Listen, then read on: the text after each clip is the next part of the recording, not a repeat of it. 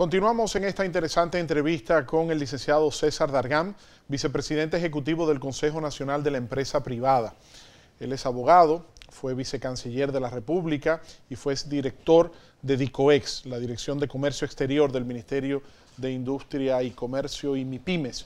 Sin embargo, hace ya 2 años, César. Casi, sí. Casi 2 años, un caso poco común en el discurrir de la sociedad dominicana, pasa de ser un alto funcionario gubernamental a una alta posición ejecutiva en el sector privado, nada más y nada menos que como vicepresidente ejecutivo del principal gremio empresarial dominicano, que es el CONEP. César, hablamos en el segmento anterior de la Dirección de Impuestos Internos.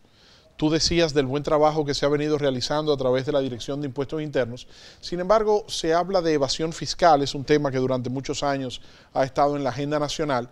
Y en los últimos meses hemos visto una actitud de parte de la DGI de someter a la acción de la justicia a empresas y empresarios a quienes acusa de evadir impuestos. ¿Cuál es la posición? ¿Tiene el CONEP alguna valoración sobre esta actitud de parte de las autoridades de impuestos internos? Nosotros hemos apoyado en todas sus fases las acciones que ha venido desarrollando la Dirección General de Impuestos Internos para combatir esquemas que se traduzcan en evasión. Y sobre todo ajustes también que permitan reducir la informalidad. Porque muchas veces, Víctor, lo que pasa es que al momento de hablar de empresas, uno se imagina las grandes empresas. Y quizás dejamos de un lado de que en República Dominicana, según lo que publica la Tesorería de la Seguridad Social, el 95% de las empresas tienen menos de 50 empleados. El 85% tiene menos de 15 empleados. Entonces, quien está haciendo las cosas correctamente, quien cumple con sus compromisos tributarios, quien está al día con todas las cuentas, el hecho de que exista un competidor que no cumpla con las cosas como debe de ser, se convierte en una competencia desleal que causa una distorsión en el mercado. Entonces, los principales interesados en reducir estos esquemas son los empresarios grandes, pequeños, medianos o micro, que están haciendo las cosas correctamente y muchas veces ven esa competencia desleal que está allá afuera. Pudiéramos decir, César, que la evasión, ustedes desde el CONEP la ven más hacia la informalidad que en las empresas ya formalmente organizadas. Hay de todo, o sea, uno no puede esconder ni negar de que existen prácticas dolosas en algunos segmentos del sector privado, quizás muy focalizados o casos individuales. Como en todas partes. Sin embargo, el combatirlo, que es lo que ha venido haciendo la autoridad tributaria, es algo que todos debemos estar ahí de acuerdo y apoyarlos. César, el acuerdo de libre comercio, el DR-CAFTA, el acuerdo de libre comercio entre República Dominicana, Estados Unidos y los países de Centroamérica, en el cual tú has tenido una participación durante muchos años como vicecanciller encargado de negociaciones comerciales. Se han estado presentando voces que señalan que hay intereses dentro del gobierno de los Estados Unidos de revisar y modificar ese acuerdo a raíz de la modificación del acuerdo de libre comercio de Estados Unidos con Canadá y México y otros acuerdos que Estados Unidos a través de su Departamento de Comercio ha estado revisando. ¿Han estado ustedes al tanto de esta situación? ¿Tienen informaciones o notificaciones sobre intentos de modificación de este acuerdo de libre comercio? Mira, Víctor, el DR-CAFTA es el acuerdo más importante que tiene la República Dominicana. Todavía al día de hoy, más de la mitad de las exportaciones de nuestro país van al mercado de los Estados Unidos. Es decir, el DR-CAFTA provee el marco preferencial para nosotros acceder al comercio con nuestro principal socio. Ahora bien, es un acuerdo de casi 15 años. El mundo va cambiando. Es un acuerdo que definitivamente tiene aspectos que han contribuido al fortalecimiento institucional, con la promulgación de una serie de leyes y la agilización de una serie de procesos, fortalecimiento de algunas de nuestras instituciones, pero al mismo tiempo es un acuerdo que desde el punto de vista de la balanza comercial todavía arroja un déficit para nuestro país.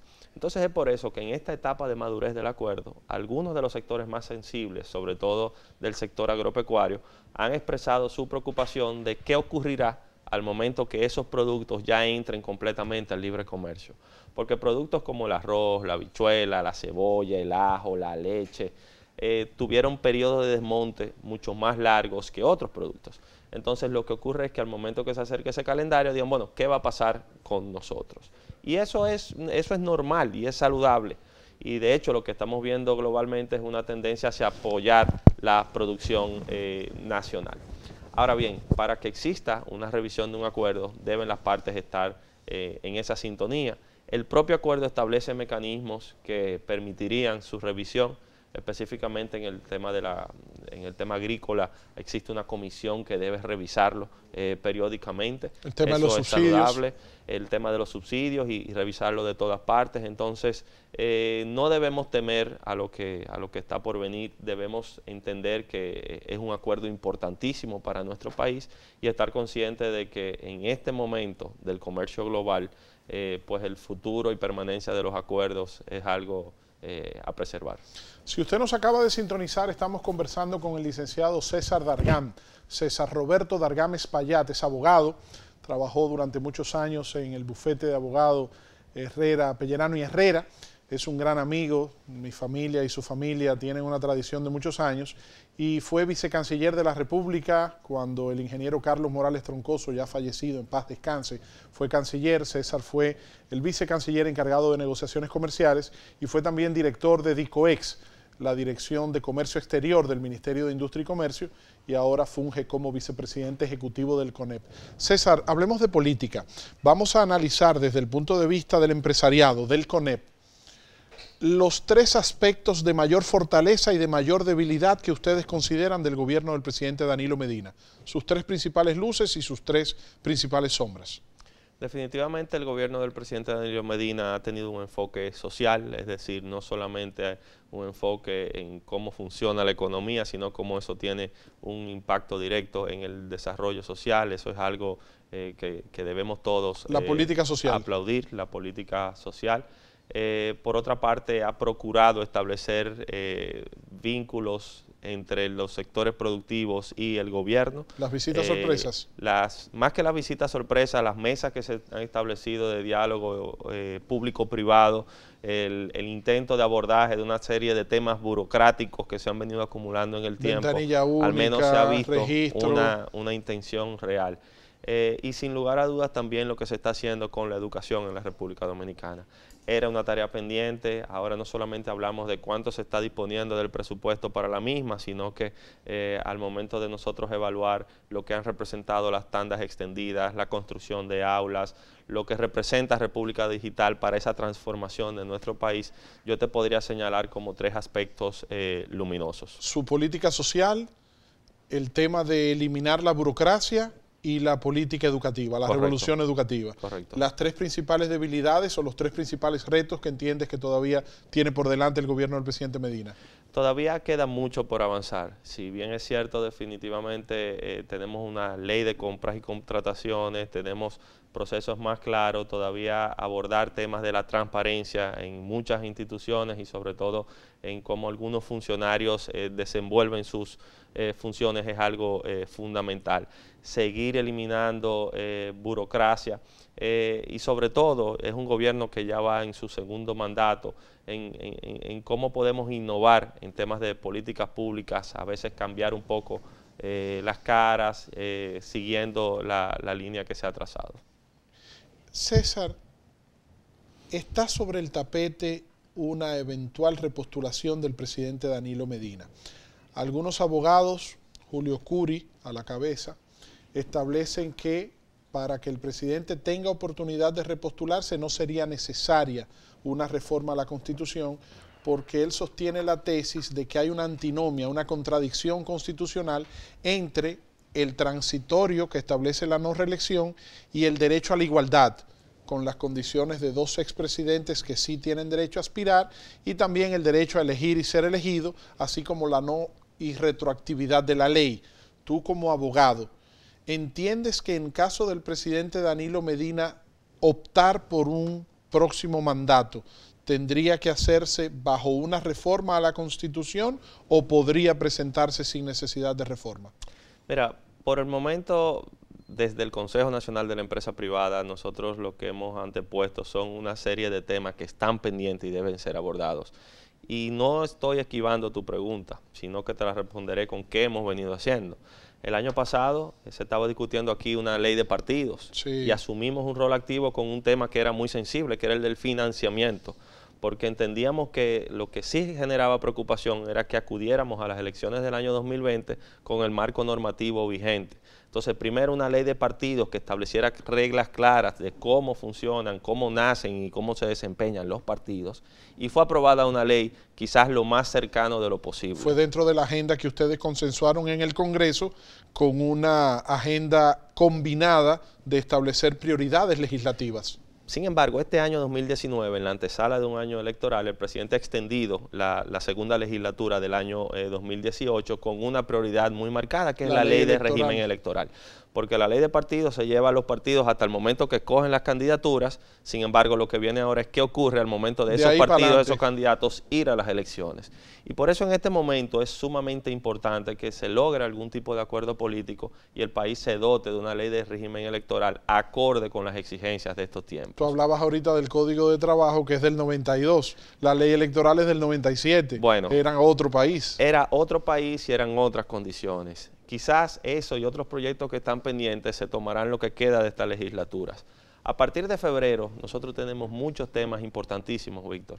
Hay una ley de comercio ilícito, con el cual yo creo que toda la sociedad está de acuerdo y aún no avanza. Nosotros hemos visto leyes como la de ordenamiento territorial, como la ley de aguas. Hemos visto la discusión de un proyecto tan importante como la ley de alianza público-privada. Entonces, hay una extensa agenda legislativa que hemos preferido mostrarnos como aliados del Congreso, mostrarnos como contraparte productiva del Ejecutivo, tratar de que esa agenda pueda avanzar y que lo otro llegue en el momento que tenga que llegar.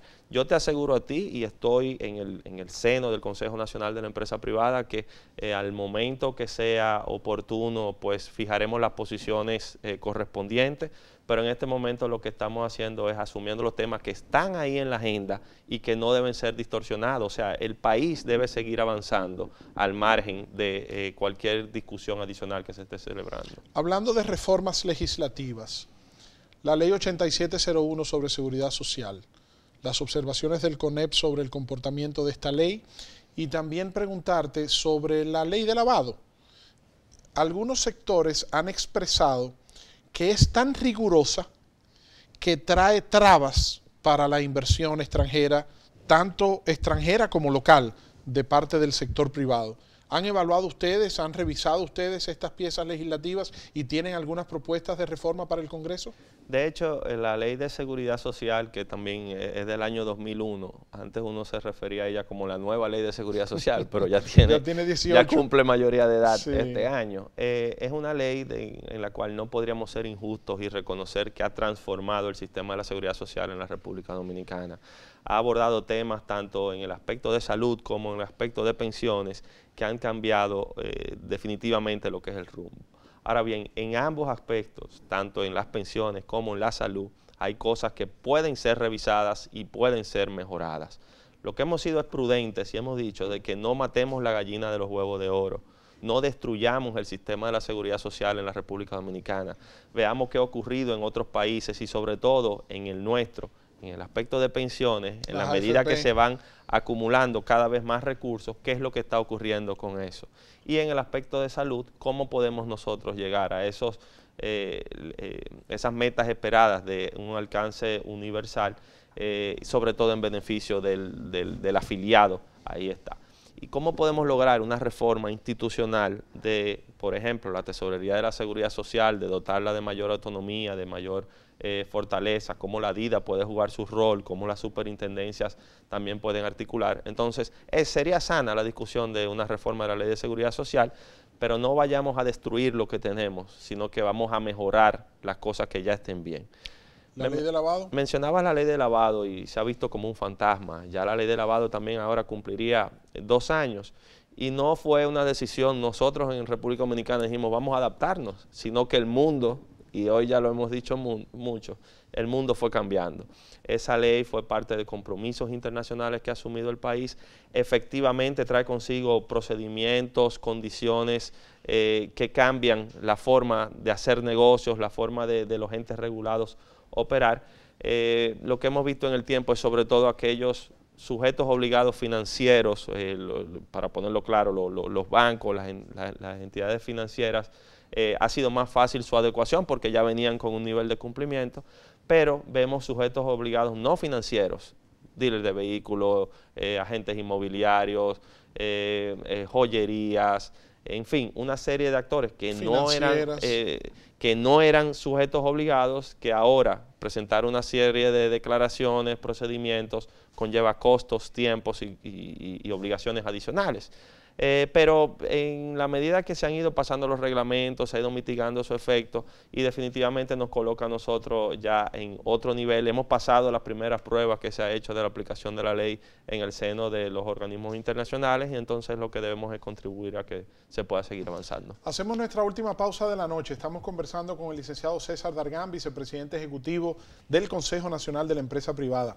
Al regreso, y para finalizar la entrevista, quiero tocar el tema del relevo generacional. César tiene 41 años.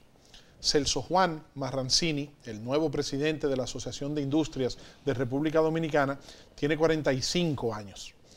Pero también vemos cómo Guillermo Julián, lo tuvimos aquí el pasado miércoles, Día Nacional de la Juventud, presidente de ANGE, tiene 34 años. Se observa un relevo generacional en el sector privado y en los gremios empresariales que avanza de manera más acelerada que en los partidos políticos y en el sector público. Aunque también hay sectores dentro del sector público, instituciones que están siendo representadas por funcionarios jóvenes, sobre todo las más vinculadas al sector empresarial. Tenemos un director general de aduanas que es muy joven, un director de competitividad que es muy joven, un director de impuestos internos que es no tan joven, pero tiene visión de autoridad portuaria. Tenemos un director de autoridad portuaria. Vamos a conversar con César Dargan, vicepresidente ejecutivo del CONEP, después de la pausa sobre este y ya un último tema para finalizar.